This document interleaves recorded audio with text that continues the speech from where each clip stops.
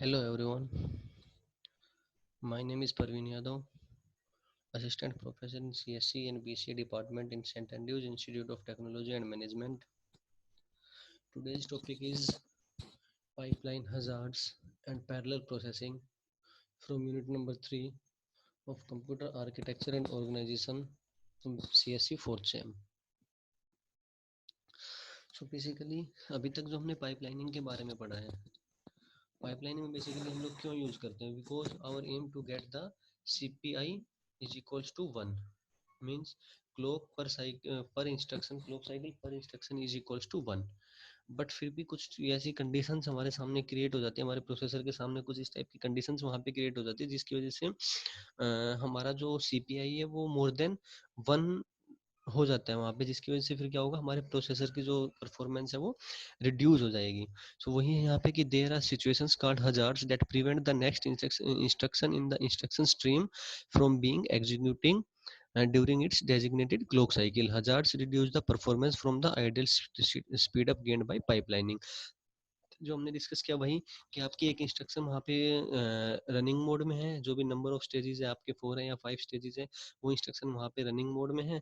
और जब second instruction वहाँ पे रनिंग मोड में आई है तो हो सकता है कि कुछ इस टाइप की प्रॉब्लम्स क्रिएट हो, जिसकी वजह से हमारी जो CPI है वो वहाँ पे डिक्रीज हो जाए। तो यहाँ पे हमारे पास 3 टाइप्स के हजार्ड्स हैं: data hazards, structural hazards and control hazards.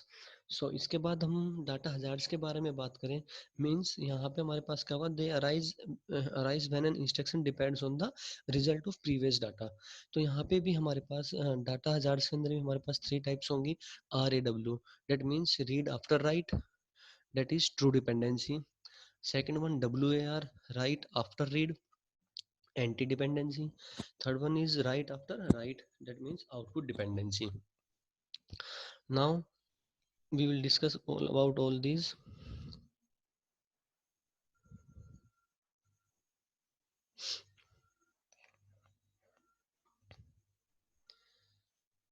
Here we have WAR, so write after read. This happens only in the case of auto increment case. The write after read and write after write are these 2 types of data hazards, are these hazards where there is not so much of conditions due to which these hazards are occurred. So in WAR, suppose we have 2 instruction, that is I1 के अंदर हम लोग क्या कर रहे हैं, एक register है R1 जिसके अंदर हमारे पास दो रजिस्टर्स की वैल्यू मल्टीप्लाई होके स्टोर होगी। मींस अब क्या होगा, यहाँ पे R2 और R3 की जो वैल्यू होगी वो कहाँ पे रीड आउट हो रही है, राइट करेंगे हम उसको R1 में, और फिर वहां से हम उसके बाद सेकंड इंस्ट्रक्शन हमारी क्या कर रही है, R4 को R5 में प्लस करके हम लोग R2 के अंदर सेव कर रहे हैं। तो सपोज करें यहाँ पे हम मान के चलते हैं कि R2 की जो मेरे पास वैल्यू वो कितनी है 10, डेट इज यहाँ पे अगर हम इसको वर्क करें कि 10, और R3 पे हमारी वैल्यू कितनी है 20। सो यहाँ पे इस केस में हमारे पास R1 की जो वैल्यू होगी वो कितनी हो जाएगी आपकी 200। जैसे ही हम अगर बात करें सेकंड इंस्ट्रक्शन के बारे में, तो यहाँ पे आपका जो आंसर आना चाहिए, R4 पे अगर हम यहाँ पे वैल्यू लेते हैं 30 प्लस R5 आप लोग लेते हो यहाँ पे 40, तो इसका रिजल्ट आपके पास क्या आएगा 70। सो यहाँ पे हमारे पास R2 के अंदर हमारे पास अगर हम हमारी जो इंस्ट्रक्शन है वो अगर सीक्वेंस में एग्जीक्यूट होगी, पहले I1 फिर उसके बाद I2, तो हमारा जो पास जब इंस्ट्रक्शन I2 रन हो रही है तो उस टाइम पे जो रजिस्टर R2 की वैल्यू वो अपडेट होकर कितनी हो जानी चाहिए, 10 के बजाय यहाँ पे हमारे पास 10 था, तो अपडेट होकर वैल्यू क्या हो जानी चाहिए 70। लेकिन सपोज करो कि कंडीशन इस टाइप की हो कि ये वाली कहीं कुछ इस तरीके की हमारे पास एक कंडीशन जनरेट हो जिसकी वजह से R2 हमारे, या हम बोले कि इंस्ट्रक्शन I1 को एग्जीक्यूट होने में या उसको कम्प्लीटली प्रोसेस होने में अगर टाइम लगे और I2 आपकी एग्जीक्यूट हो जाए, तो उस टाइम पे क्या हो रहा है कि R2 की जो वैल्यू आपकी 70 वो यहाँ पे अब R2 पे अपडेट हो जाएगी 70, और नाउ आपका रिजल्ट क्या हो जाएगा 1400। नाउ आपका यहाँ पे जो रिजल्ट है वो क्या आ जाएगा 1400। डेट मीन्स कि ये जो आपका जो रिजल्ट आया 1400 वो क्या हुआ है, गलत आउटपुट आया है यहाँ पे हमारे पास। तो ये जो कंडीशन है वो हमारे पास किस टाइम पे अराइज होती है, इन WAR। और WAR हमारे पास जस्ट और जस्ट एक ही कंडीशन में अराइज होता है, जहाँ पे हमारे पास क्या होती है, ऑटो इंक्रीमेंट होती है। जहाँ पे हमारे पास ऑटो इंक्रीमेंट स्टेज स्टार्ट होती है। तो अब हम बात करते हैं इसके बारे में कि यहाँ पे ये जो हमने डिस्कस किया है अभी ये एग्जांपल के बाद इस इंस्ट्रक्शन के, तो हमारे पास जो नंबर ऑफ स्टेजेस है वो आइदर 4 भी हो सकते हैं, 5 भी हो सकती है, वो हमारे पास मेंशन होगी कि हम कितनी स्टेजेस वहाँ पे फॉलो करनी है। तो यहाँ पे हमारे पास हम 4 स्टेजेस यहाँ पे लेके चल रहे हैं। फर्स्ट इंस्ट्रक्शन को फैच किया, देन इंस्ट्रक्शन को डिकोड किया, एग्जीक्यूट किया और राइट बैक किया। सेकंड इंस्ट्रक्शन हमारे पास यहाँ पे आई है और वो प्रोसेस यहाँ पे स्टार्ट हुई है। तो यहाँ पे हम क्या कर रहे हैं कि यहाँ पे हमारे पास जो इंस्ट्रक्शन है, अब यहाँ पे हमने इंस्ट्रक्शन फैच ऑन की, प्रॉब्लम कैसे क्या अराइज हुई है वो आपको पता लग गया कि हमारे पास अगर एक प्रोसेस इंस्ट्रक्शन I1 अगर लेट हो जाए वहाँ पे, तो वो प्रॉब्लम उस तरीके से अराइज होगी। जैसे यहाँ पे अगर हम बात करते हैं कि R1 पहले हमने लिया, इंस्ट्रक्शन आई हमारे पास कि हमें क्या करना है, इंस्ट्रक्शन को फैच करेंगे तो ये इंस्ट्रक्शन हमारे पास आ जाएगी, यहाँ पे आ जाएगी। उसके बाद हम डिकोड करेंगे, डिकोड करने पे हमें पता लगेगा कि हमें क्या करना है, R2 पे कोई वैल्यू है, R3 पे कोई वैल्यू है, उन दोनों को मल्टीप्लाई करना है। मल्टीप्लाई हमारे पास कौन सा प्रोसेस करेगा, कौन सी स्टेज करेगी, थर्ड वन, जहाँ पे हम क्या लिखा हुआ है, एग्जीक्यूट। एग्जीक्यूट मल्टीप्लाई करेगी तो यहाँ पे उसको R2 और R3 की वैल्यू यहाँ पे मिलेगी उसको। देन जो वैल्यू आएगी वो कहाँ पे जाएगी, राइट बैक में। लेकिन अगर सपोज करो कि वो वैल्यू यहाँ पे जो हमने बात की कि यहाँ पे अगर हमारे पास प्रोसेसिंग में अगर कुछ डिले हो जाए और ये इंस्ट्रक्शन कंप्लीटली अगर एग्जीक्यूट हो जाए राइट बैक तक, तो यहाँ पे आपके पास रिजल्ट क्या आएगा, जो R2 के अंदर, तो R2 यहाँ पे अब राइट बैक क्या हो जाएगा, R2 यहाँ पे अगर आउटपुट हम बात करें, सेकंड इंस्ट्रक्शन है ये वाली, और सेकंड इंस्ट्रक्शन में अगर R2 का रिजल्ट हमारे पास क्या था, 70, आई थिंक 70, तो जो 70 क्या होगा, राइट बैक हो जाएगा R2 में। और फिर उसके बाद अगर आपकी इंस्ट्रक्शन I1 एग्जीक्यूट होती है तो उसके भी आपका क्या हो जाएगा, रिजल्ट रॉन्ग रिजल्ट आ जाएगा। अब अगर क्वेश्चन यहाँ पे क्या राइज होगा कि क्वेश्चन इस टाइप से राइज होगा कि हम कैसे पता लगाएंगे कि ये कंडीशन जो है वो क्या है, WAR है, WAR टाइप का हजार्ड है हमारे पास। तो यहाँ पे हमने क्या मेंशन किया हुआ है कि domain of I1, that is जो भी हमारे पास सोर्स एड्रेसेस हैं, जो भी हमारे पास सोर्स रजिस्टर है, दैट इज R1 और R2 और R3, वो हमारे पास क्या है, डोमेन्स। और जो हमारे पास डेस्टिनेशन है वो हमारे पास क्या है, रेंज। तो यहाँ पे डोमेन ऑफ I1 क्या हो मेरे पास, R2 और R3, वहीं पे डोमेन ऑफ I2 क्या हो हमारे पास, R4 और R5, और रेंज हमारे पास हुई है R1 एंड R2। अब हम क्या करते हैं, हमें इंटरसेक्शन निकालना है domain of I1 and range of I2, जो कि हमारे पास नॉट इक्वल टू होना चाहिए 5 के। अगर वो नॉट इक्वल टू 5 है, दैट मीन्स हमारे पास कौन सा हजार्ड है, WAR हजार्ड है। तो यहाँ पे हम क्या चेक कर रहे हैं कि डोमेन ऑफ I1 पे हमारा क्या है, R2 और R3, जो कि हमने यहाँ पे मेंशन किया हुआ है, R2 एंड R3। वहीं पे रेंज ऑफ I2 हमारे पास क्या है, R, range of I2, range of I2 में हमारे पास क्या है, R2। तो यहाँ पे जो इंटरसेक्शन है वो क्या है आपका, R2। तो जब R2 हमारे पास रिजल्ट आया था, this is not equals to 5, that means कि ये जो हमारे पास जो स्टेटमेंट है या जो हमारे पास इंस्ट्रक्शन है वो किसका एग्जांपल है, WAR का एग्जांपल है। उसके बाद सेकंड टाइप जो हमने डिस्कस किया वो है हमारे पास रीड आफ्टर राइट हजार्ड। यहाँ पे हमारे पास क्या है कि ये जो आपका रीड आफ्टर राइट हजार्ड है, ये एक मेन टाइप हजार्ड है जिसके ऊपर काफी सारे कॉम्पिटिटिव एग्जाम्स में क्वेश्चन पूछे जाते हैं। तो यहाँ पे क्या है, वही हमने एक इंस्ट्रक्शंस ली हुई है अपनी, R3 R1 plus R2, R5 R3 plus R4।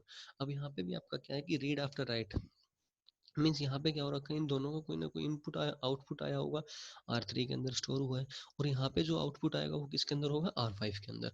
तो हमने ऊपर डिस्कस किया, वही अब यहाँ पे एग्जीक्यूट हुआ है। दैट मीन्स कि फर्स्ट इंस्ट्रक्शन आई है, इंस्ट्रक्शन को फैच करेंगे, डिकोड करेंगे, एग्जीक्यूट करेंगे, राइट बैक करेंगे। देन सेकंड इंस्ट्रक्शन आई है, इंस्ट्रक्शन फैच होगी, डिकोड होगी, एग्जीक्यूट होगी और राइट बैक होगी। यहाँ पे हमारे पास क्या प्रॉब्लम है कि हम क्या करते हैं कि वैल्यू हमारे पास रीड हो जाती है आफ्टर, हमें करना है कि वैल्यू रीड हो जाती है आफ्टर राइट, मीन्स कि हम जब वैल्यू यहाँ पे राइट डाउन करेंगे, जब ये इंस्ट्रक्शन आपकी रीड इंस्ट्रक्शन एग्जीक्यूट हो रही होगी R1 और R2, तो जब इंस्ट्रक्शन वहाँ पे अच्छी तरह डिकोड और एग्जीक्यूट होना स्टार्ट करेंगी, at that time second instruction भी वहाँ पे रनिंग में है, R5 जब रनिंग में, तो R5 इंस्ट्रक्शन फैच कर लिया, डिकोड किया, तो यहाँ पे हम क्या वेट कर रहे हैं, R3 और R4 का।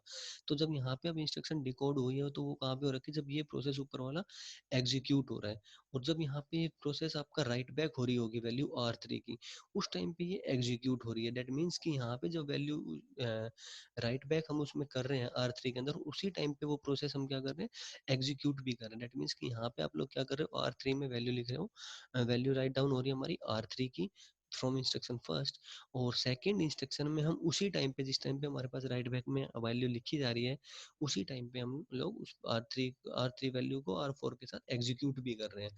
तो ये हमारे पास क्या है, रीड आफ्टर राइट हजार्ड। अब इसको फाइंड आउट करने का क्या प्रोसेस है हमारे पास, वही domain of instruction I1 and domain of instruction I2 को हम यहाँ पे फाइंड आउट करेंगे। सेम केस में range of I1 and range of I2 को फाइंड आउट करेंगे। बट द डिफरेंस इज यहाँ पे इंटरसेक्शन जो निकालेंगे वो हम फर्स्ट निकालेंगे range of I1 and domain of I2। ये दोनों में डिफरेंस है। वहाँ पे हमने domain of I1 and range of I2 किया था। यहाँ पे हम लोग कर रहे हैं range of I1 and domain of I2। तो यहाँ पे रेंज ऑफ I1 जब हम चेक कर रहे हैं तो R3 है, और डोमेन ऑफ I2 हमारे पास क्या है, R3 और R4। तो यहाँ पे आपका पास इंटरसेक्शन हो गया, आउटपुट क्या आएगा, R3 that is not equal to 5। That means कि ये जो इंस्ट्रक्शन हमारे पास दोनों इंस्ट्रक्शन हमें मिली है वो किसका एग्जाम्पल है, रीड आफ्टर राइट हजार्ड्स का। इसके बाद हमारे पास थर्ड है राइट आफ्टर राइट हजार्ड। तो यहाँ पे हमारे पास एक एग्जांपल है R3 R1 into R2 tends to R3, और R4 और R5 का आउटपुट हमारे पास R3 में है। तो वही दो इंस्ट्रक्शन है, यहाँ पे भी हमें अगर एग्जांपल लेके चले तो यहाँ पे हमारे पास क्या है, सपोज कि यहाँ पे अगर हम R2 में आपके पास कोई वैल्यू है 10 इंटू 20, इसका जो आउटपुट आएगा वो कितना होगा आपका 200। ठीक है। इसके बाद अगर हम बात करते हैं सेकंड इंस्ट्रक्शन में, तो R4 में वैल्यू हमारे पास है 50 प्लस 50, और यहाँ पे दोनों का आउटपुट क्या आ जाएगा 100। सो अगर हम बात करें इंस्ट्रक्शन की अपनी, तो R3 में हमारे पास जो रिजल्ट आ रहा है वो 200 आ रहा है, और सेकंड जब जिस सेकंड टाइम पे जब इंस्ट्रक्शन एग्जीक्यूट हुई है तो R3 पे हमारे पास रिजल्ट क्या आ रहा है, 100 रिजल्ट आ रहा है। अब यहाँ पे अगर आप बात करो तो ये जो हमारे पास जो एग्जीक्यूशन है वो इस तरीके से होना चाहिए कि R3 का जो रिजल्ट है वो मेरे पास R3 में उस टाइम पे रजिस्टर में क्या वैल्यू आएगी, 100 वैल्यू आनी चाहिए। लेकिन अगर कंडीशन ये ऐसी हो जो हमने फर्स्ट वाले पार्ट में डिस्क्राइब की थी, कि मान लो सपोज करो कि ये वाली जो आपकी एक इंस्ट्रक्शन एग्जीक्यूशन टाइम उसमें अगर ज़्यादा लग रहा हो, तो वहाँ पे हमारे पास एक प्रॉब्लम क्रिएट होगी। तो वैल्यू क्या आ जाएगी फिर हमारे पास अपडेट होने के बाद, यहाँ पे आपकी हो जाएगी 100 और 200 वैल्यू। अब वो कैसे हो रही है, देखो R4 और R5 हुआ पहले, ठीक है। जब R4 और R5 वैल्यू हुआ यहाँ पे आपके पास, तो यहाँ पे वैल्यू कितनी हो गई है 100, और अगर ये अपडेटेड टू यहाँ पे आपके पास R3 के अंदर यहाँ पे हो गई है 100 और ये हो गई है 200, ये आपकी हुई फर्स्ट कंडीशन के अकॉर्डिंग, जो कि हमारे पास एक राइट प्रोसेस था। लेकिन अगर हम जब सेकंड कंडीशन की बात कर रहे हैं, कि सपोज करो कि यहाँ पे आपकी वैल्यू क्या हो रखी है, इक्वल टू, यहाँ पे आपका जो आउटपुट आया वो आया 100, और यहाँ पे अगर आपका आउटपुट आ जाता है 200, दैट मीन्स कि यहाँ पे आपका आउटपुट 200 आएगा वैल्यू चेंज होने के बाद। दैट मीन्स अगर आपका ये प्रोसेस फर्स्ट वाली एग्जीक्यूट पहले हो जाती है, सपोज करो कि यहाँ पे R2 पे वैल्यू आपकी कोई 10 है अगर, तो आपका रिजल्ट ये 20 हुआ आपका,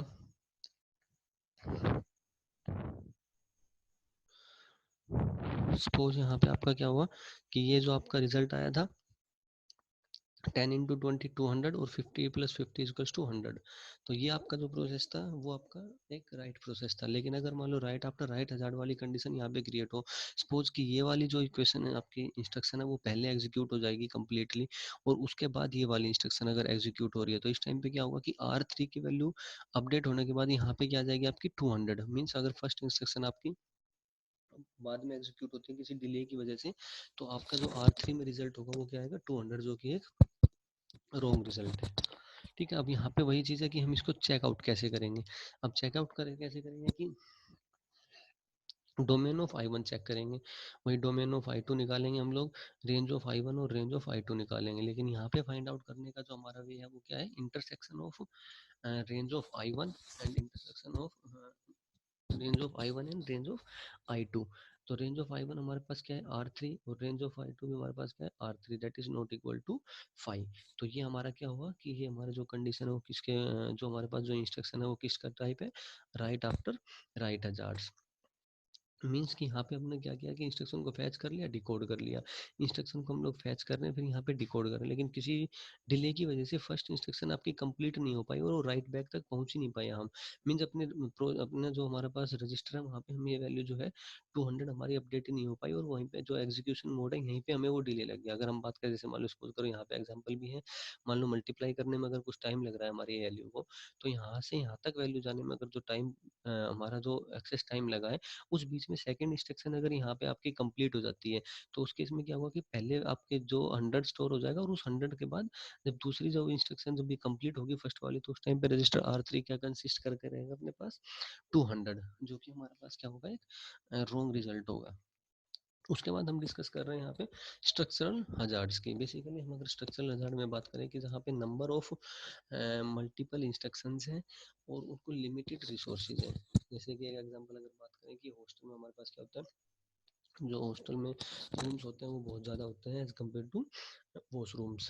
तो वहाँ पे क्या कंडीशन क्रिएट हो जाती है कि नंबर ऑफ स्टूडेंट्स ज़्यादा होते हैं और वहाँ पे जो वॉशरूम वगैरह हैं वो कम होते हैं। तो वहाँ पे क्या करना है कि रिसोर्सेज है हमारे पास वहाँ पे एज अ हम resources washrooms as a resources और स्टूडेंट्स आर इंस्ट्रक्शंस। तो वहाँ पे उसमें जो टाइम लगता है उसको हम बोलते हैं स्ट्रक्चरल हैजार्ड्स। यहाँ पे हम बात कर रहे हैं वही कि हमने यहाँ पे एग्जांपल लेके चल रहे हैं कि हमारे पास कितनी स्टेजेस है, 5 स्टेजेस है। Instruction fetch, instruction decode, execute, memory, then write back. अगर हमें मेमोरी में काम करना है तो memory, otherwise direct write back. तो यहाँ पे हमने क्या किया है कि 4 इंस्ट्रक्शन है, टोटल 8 क्लॉक साइकिल्स हम लोग लेके चल रहे हैं। यहाँ पे टोटल 8 क्लॉक साइकिल्स लगी हैं। अब प्रॉब्लम कहाँ पे क्रिएट होगी, फर्स्ट आप चेक करो कि यहाँ पे आपके लिए कोई इतना ज़्यादा इश्यू नहीं है, क्योंकि इंस्ट्रक्शन को फैच करेंगे, नो इश्यू। इंस्ट्रक्शन डिकोड हो रही होगी तो दूसरी इंस्ट्रक्शन फैच भी हो जाएगी। एग्जीक्यूट हो रहा होगा आईडी, इंस्ट्रक्शन डिकोड हो रही होगी, इंस्ट्रक्शन यहाँ पे फैच हो रही होगी थर्ड वन। लेकिन फोर्थ स्टेज पे चेक करो, जब हमारे पास फोर्थ पे इंस्ट्रक्शन फैच हो रही है, उसी टाइम पे हम मेमोरी में भी कुछ राइट डाउन कर रहे हैं। ये एक प्रॉब्लम यहाँ पे क्रिएट हुई है कि जब हम क्लॉक साइकिल 4 को चेक करते हैं कि हम उसी मेमोरी से इंस्ट्रक्शन को फैच भी कर रहे हैं और उसी मेमोरी में हम राइट डाउन भी कर रहे हैं डाटा को। तो ये क्या हुआ कि जो रिसोर्स है हमारे पास वो सेम है, लेकिन इंस्ट्रक्शन हमारे पास कितनी हो गई है, 2 इंस्ट्रक्शन यहाँ पे क्रिएट हो गई हैं। तो इसका एक सॉल्यूशन हो सकता है कि हम क्या करें, जो अभी तक हमने डिस्कस किया है कि हमारी जो मेमोरी है उसके अंदर हम क्या करें, इंस्ट्रक्शन और डाटा को अलग अलग डिवाइड करके रख दें, कि एक पोर्शन में इंस्ट्रक्शन रख दें, सेकंड वाले पोर्शन में हम लोग डाटा को रख दें। तो यहाँ पे तो वो प्रॉब्लम रिजोल्व हो जाएगी, क्योंकि मेमोरी के लिए फिर क्या होगा कि डाटा के लिए हम एक पर्टिकुलर मेमोरी लोकेशन से स्टार्ट करेंगे, देन प्रोसीड करेंगे, और इंस्ट्रक्शन के लिए पर्टिकुलर लोकेशन से स्टार्ट करेंगे, देन स्टार्ट करेंगे। तो ये दोनों एरर रिजोल्व हो जाएंगे आपका I1 और I4 का।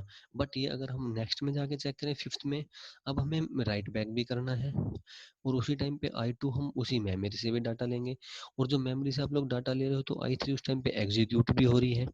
तो अब यहाँ पे प्रॉब्लम आ गई राइट बैक मेमोरी में और एग्जीक्यूट में। CC4 में जो हमने लिखा है कि यहाँ पे क्या आ गया, राइट बैक भी कर रहे हैं हम और इंस्ट्रक्शन को डिकोड भी कर रहे हैं। स्क्रॉल करो अगर आप लोग, R2 है आपकी इंस्ट्रक्शन I1 में, R2 पे अपने डाटा को वहाँ पे राइट बैक कर दिया, और उसी टाइम पे आप यहाँ पे I4 में उस चीज़ को डिकोड कर रहे हो, तो दोनों का हम एक साथ कर रहे हैं हम यहाँ पे, तो फिर वही प्रॉब्लम वही रिसोर्स से रिलेटेड। तो यहाँ पे अब क्या होगा, तो यहीं पे यही लिखा हुआ है कि so such problem occurs on each step. तो यहाँ पे जब प्रॉब्लम क्या आएगी, अब इसमें अगर सपोज करो कि यहाँ पे हम एग्जांपल लेते हैं ऐड R1 और R2 का। इस वाले केस में राइट बैक करते हैं, ऐड R1 किया हमने कोमा R2 में, दोनों को हमें ऐड करना है। ऐड करने के बाद यहाँ पे फिर वो किसके अंदर स्टोर करना है, R1 के अंदर। दैट मीन्स कि यहाँ पे अगर हम इसका एग्जांपल की बात करें तो हमने यहाँ पे लिया एक instruction add R1 comma R2, that is कि R1 के अंदर जो वैल्यू है वो R2 के अंदर ऐड होगी और R1 के अंदर ही वो स्टोर हो जाएगी। तो अब यहाँ पे जब राइट बैक वाली बात हो रही है तो हम उस रजिस्टर के अंदर उस वैल्यू को स्टोर कर रहे हैं R1 को, और वही R1 हम यहाँ पे उस टाइम पे डिकोड कर रहे होंगे, तो वो एक प्रॉब्लम क्रिएट होगी। तो such type of problems are occur in structural hazards. तो ये जो ये प्रॉब्लम्स है यही हमारे पास कौन से किस टाइप के हैजार्ड्स हैं, स्ट्रक्चरल हैजार्ड्स हैं। अब यहाँ पे जो सॉल्यूशन है वो क्या है, फर्स्ट हम रिसोर्स की डुप्लीकेसी कर दें, जो भी हम रिसोर्सेज यूज कर रहे हैं मेमोरी है या रजिस्टर से उनकी डुप्लीकेसी कर दें।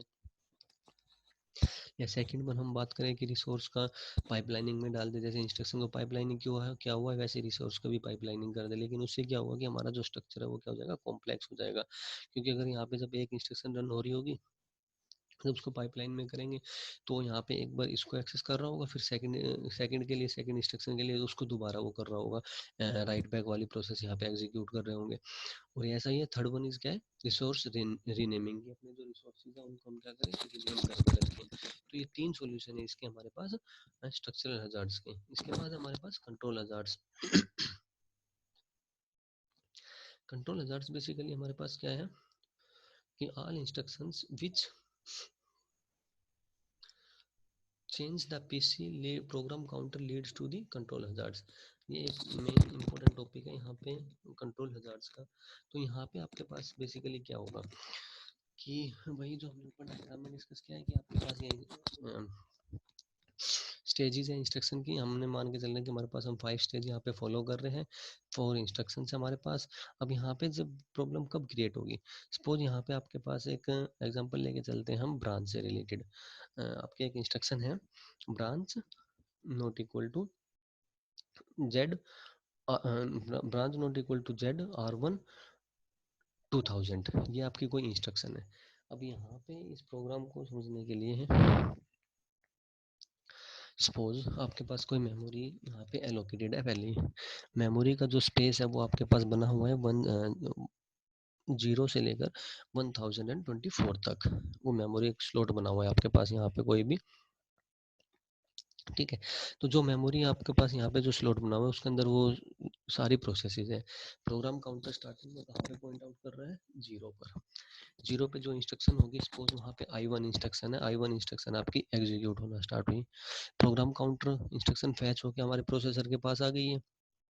प्रोसेसर उसको क्या कर रहा है, डिकोड कर रहा है। और जब प्रोसेसर उसको डिकोड कर रहा होगा, फैच होने के बाद प्रोसेसर के पास आ गई होगी वैल्यू, तो प्रोग्राम काउंटर अपडेटेड टू 1 हो गया होगा। दैट मीन्स कि अब प्रोग्राम काउंटर किसको पॉइंट आउट कर रहा होगा, लोकेशन 1 को, ठीक है। तो यहाँ पे अगर हम इसके बारे में बात करें, 1 मिनट पहले आप ये देखो कि यहाँ पे if R1 is equal to 0 तो हमारे पास कोई प्रॉब्लम क्रिएट नहीं होगी।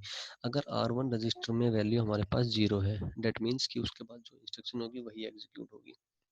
लेकिन अगर R1 is not equal to 0 है तो हम कहाँ पे मूव करेंगे, एड्रेस नंबर 2000 पे।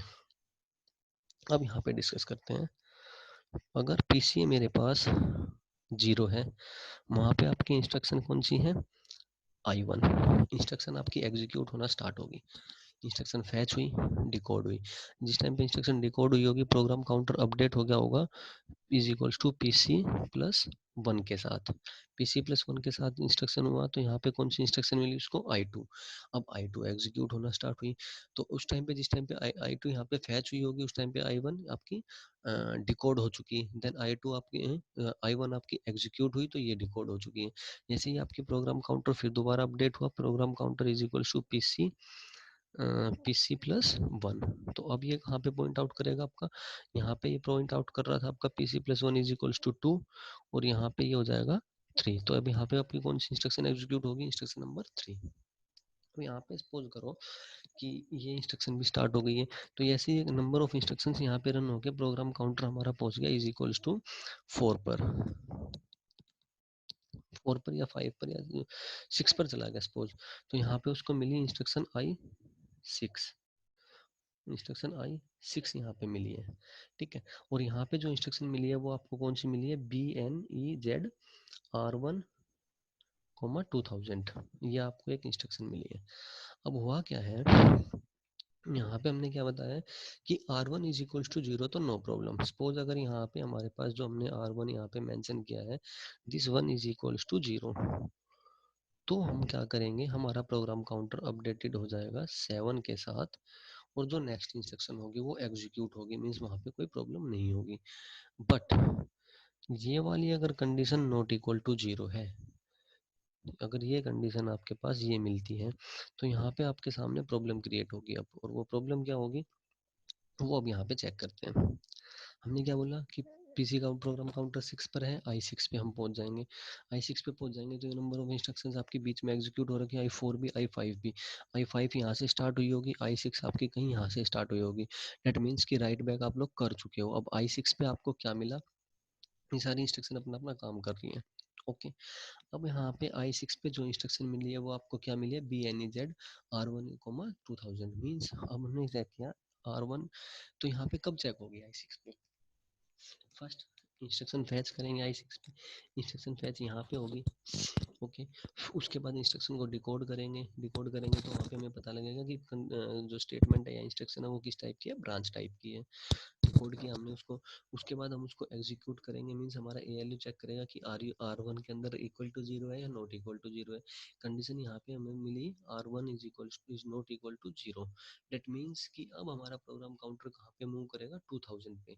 तो इसका मतलब जो आपकी I2 से लेकर I3, I4 और I5 के बीच में जितनी भी इंस्ट्रक्शंस वहाँ पे रनिंग मोड में है, वो सारी क्या हो गई हैं, गलत इंस्ट्रक्शंस हो गई हैं, उनका कोई भी यूज नहीं है। मीन्स अब आपका प्रोग्राम काउंटर कहाँ पे पॉइंट आउट करना स्टार्ट कर देगा, 2000 में। मीन्स प्रोग्राम काउंटर जब आपका यहाँ पे हम जब इंस्ट्रक्शन I1 आपकी एग्जीक्यूट हो रही थी, उसने अपना प्रोसेस वर्क कर दिया, लेकिन आपको जब इंस्ट्रक्शन मिलती है ये वाली, तो उसके बीच में जितनी भी यहाँ पे इंस्ट्रक्शंस आपकी रनिंग मोड में थी, वो सारी क्या हो जाती हैं, हम बात करें तो वो सारी इंस्ट्रक्शन आपकी क्या हो जाती हैं, कोई यूज नहीं है उनका, तो हम जितनी भी इंस्ट्रक्शन उनको क्या करेंगे, फ्लश कर देंगे वहाँ पे। तो ये आपका एक था control hazards related to the branch statement, ठीक है। तो यहाँ पे अब हम जो एक और चीज़ आपके पास यहाँ पे स्टॉल क्या होता है बेसिकली, ये तो आपका फ्लश होगा कि हमने जब वो जितनी भी इंस्ट्रक्शन है, हमने जितना भी वर्क उसके बीच में चला हुआ था, फर्स्ट तो कंप्लीट कर चुका है अपना, बाकी अपनी यहाँ पे वर्किंग में है अभी, ठीक है। तो उसका कोई यूज नहीं है बीच में, क्योंकि हमें कहाँ पे पॉइंट आउट करना है, 2000 पे, 2000 लोकेशन को फैच आउट करना है। उस लोकेशन को फैच आउट करेंगे तो उसके बीच में जितनी भी आपके इंस्ट्रक्शंस रन हो रही है, उनके आउटपुट का हमें कोई रिक्वायरमेंट है नहीं। एक होता है हमारे पास स्टाल क्या करते हैं हम, एक स्टॉल एक टर्म है आपकी। सपोज करो कि यहाँ पे अगर हमें इस प्रोसेस को यहाँ पे रोकना पड़े, इसका एग्जांपल अगर हम बात करें, अगर डिस्कस करते हैं यहाँ पे स्ट्रक्चर में, जैसे सपोज यहाँ पे ये वाला था, अगर हम इफ एंड एम वाली बात करें सीसी में, तो यहाँ पे कौन सी कंडीशन स्टार्ट हुआ है, CC4 पे। हमारे पास यहाँ पे एक ऑप्शन और भी था, हम क्या करते हैं, इस IF को यहाँ से इस इंस्ट्रक्शन को स्टार्ट ना करके हम यहाँ से स्टार्ट करके करते, डेट मीन्स कि यहाँ पे जो एक क्लॉक साइकिल तक का था उसको हम डिले रखते हैं, और उस डिले को हम जो यहाँ पे जो हमने यहाँ पे इस टाइम पे प्रोसेसर को फ्री रखा है इंस्ट्रक्शन 4 के लिए, उसको हम बोलते हैं स्टॉल। तो ये आपका था basically types of hazards and all. और यहाँ पे इसके बाद आपका एक टॉपिक और है जो कि आपका रिलेटेड टू है पैरेलल प्रोसेसिंग। तो पैरेलल प्रोसेसिंग क्या है, पैरेलल प्रोसेसिंग में क्या होगा, हमारे पास रनिंग टू और more processor to handle separate parts of one overall task. हमारे पास नंबर ऑफ प्रोसेसर हम लोग इंक्रीज कर देते हैं, सो डैट कि हम क्या करें कि जो हमारा पास हमारा जो वर्किंग हमारा पास जो running two or more processors to handle separate parts of an overall task. Breaking up different parts of task among multiple processors will help reduce the amount of time. Any system that has more than one CPU can perform parallel processing. तो basically parallel processing आपका यही है कि हम एक time पे number of processors को use करके डिफरेंट डिफरेंट टास्क को एग्जीक्यूट कर सकते हैं, जिससे हमारे पास क्या होगी, हमारी जो परफॉर्मेंस है हमारे प्रोसेसर की वो इंक्रीज हो जाएगी। Multi core processors IC chips जो हम लोग यूज़ करते हैं उसकी वजह से भी। दूसरा parallel processing is commonly use to perform complex task and computation, data scientist will commonly make use of parallel processing for compute and data intensive task. जो जो मेन डाटा जो भी हमारे साइंटिस्ट वगैरह वो कौन से प्रोसेसर यूज़ करते हैं, पैरेलल प्रोसेसर्स यूज़ करते हैं। वैसे ही उसके बाद ये आपका पैरेलल प्रोसेसिंग वर्क्स है। Typically a computer scientist will divide a complex task, क्या करते हैं हम लोग, जो बिग बिग टास्क होते हैं उसको हम डिवाइड कर देते हैं अलग अलग पार्ट्स में। उसके बाद अलग अलग पार्ट्स में अलग अलग टीम वर्क करती हैं। जब वो कंप्लीट टास्क हो जाता है, हर एक टीम उसको क्या करती है, फिर एक जगह पे रिसेंबल कर लेते हैं उसको बाय यूजिंग एनी सॉफ्टवेयर, उसको हम रिसेंबल कर लेते हैं और देन उसका जो भी हमारे पास कंप्लीटली आउटपुट आता है उस आउटपुट को हम चेक करते हैं। Typically each processor will operate normally and will perform operation in parallel as instructed, pulling data from computer memory. Processor will also rely on software to communicate with each other, so they can stay in synchronize concerning changes. अब यहाँ पे एक example हमारे पास जो हमने यहाँ पे बात की थी कॉम्प्लेक्स टास्क से रिलेटेड, जब भी मैक्सिमम जो सॉफ्टवेयर कंपनीज भी हैं जो बड़ी बड़ी, वो क्या करती हैं कि एक उनके पास जो भी प्रोजेक्ट वगैरह आता है उसको वो डिस्ट्रीब्यूट कर देते हैं अलग अलग पार्ट्स में। एक टीम वहाँ पे सपोज करो डेवलपमेंट का काम कर रही है, दूसरी उसका बैकएंड का काम कर रही होगी, कोई उसका फ्रंट एंड का काम कर रही होगी, कुछ उसका डिजाइनिंग का काम कर रहे होंगे, और लास्ट में हम उनको क्या करते हैं, मर्ज कर देते हैं। तो वो भी एक तरीके से क्या हमारे पास पैरेलल वर्क हुआ। उसके बाद आपके पास टाइप ऑफ पैरेलल प्रोसेसिंग। यहाँ पे आपके पास 4 होंगे, single instruction, multiple data, multiple instruction, multiple data, multiple instruction, multiple data, multiple instruction, single data, single instruction, single data. तो ये आपके पास 4 होंगे।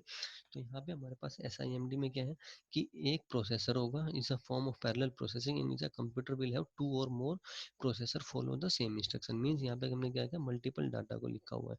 मीन्स यहाँ पे हमारे पास जो डाटा होंगे वो मल्टीपल होंगे, लेकिन इंस्ट्रक्शन क्या होगी हमारे पास, सेम होंगी। वहीं पे मल्टीपल इंस्ट्रक्शन, मल्टीपल डाटा, ये एक और एग्जांपल है पैरेलल प्रोसेसिंग का, इन विच ईच कंप्यूटर हैज 2 और more of its own processor and will get data from separate data streams. अलग अलग जगह से उसको डाटा भी मिलेगा, मल्टीपल डाटा स्ट्रीम से अलग अलग जगह से डाटा मिलेगा, अलग अलग इंस्ट्रक्शंस मिलेंगी, और वो सारी इंस्ट्रक्शंस पर्टिकुलर डाटा पे अपना वर्क प्रोसीड करेंगे, और वो देन फर्दर आउटपुट प्रोवाइड कराएंगे।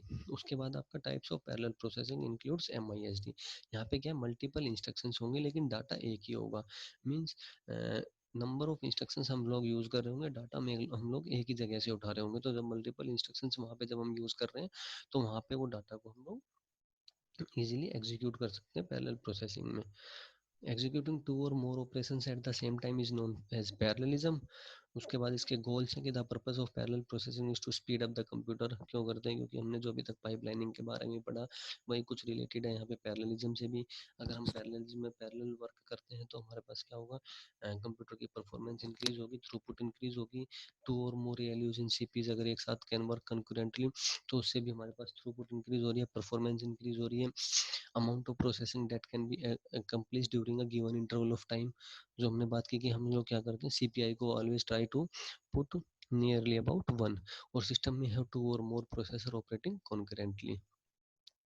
तो ये आपका एक और टॉपिक यहाँ पे कंप्लीट हुआ है, hazards in pipelining and parallel processing.